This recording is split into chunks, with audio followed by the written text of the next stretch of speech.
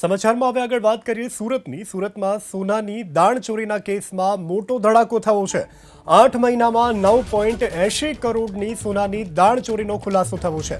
આરોપી પિતા અફઝલ શાહ અને પુત્ર શહેજાદ શાહની તપાસમાં ચોંકાવનારા ખુલાસા થયા છે।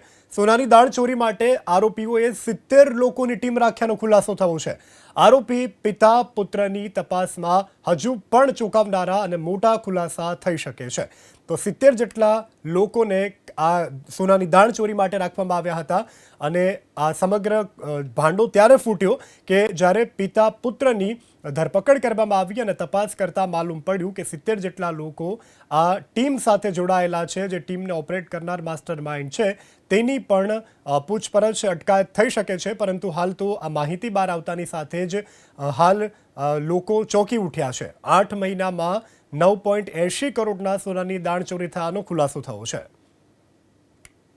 અત્યારે ગોલ્ડ સ્મગલિંગનો જે કેસ છે, અમે 7/7/2024ના રોજ જહાંગીરપુરા પોલીસ સ્ટેશન વિસ્તારની હદમાં એસઓજીએ કરેલો। એમાં 64,89,000નો મુદ્દામાલ 927 ગ્રામ સોનું પકડેલું અને તે વખતે 3 પુરુષ અને 1 મહિલા એમ 4 આરોપીઓ પકડેલા। ત્યારબાદ અત્યારે બીજા 2 આરોપીઓ કે જે બંને પિતા પુત્ર છે, એનું એકનું નામ છે અફઝલ શાહ, જે 43 વર્ષની ઉંમરનો છે, અને બીજો શહેજાદ શાહ કે જે 22 વર્ષની ઉંમરનો છે। બંને પિતા પુત્ર પકડાયા છે। એ બંનેનો રોલ એવો હતો કે જે અફઝલ શાહ છે એ અહીંયા માંગરોળ સુરત ગ્રામ્યની હદમાં રહે છે અને તે સોનું મંગાવતો હતો, અને શહેજાદ શાહ જે 22 વર્ષની ઉંમરનો છે, જે દુબઈ રહેતો અને ત્યાંથી સોનું મોકલવાનું કામ કરતો હતો। લગભગ 70 વ્યક્તિઓ એ લોકોએ આ ટ્રીપ મારવા માટે રાખેલા અને એ રીતે એ લોકો કામ કરતા હતા।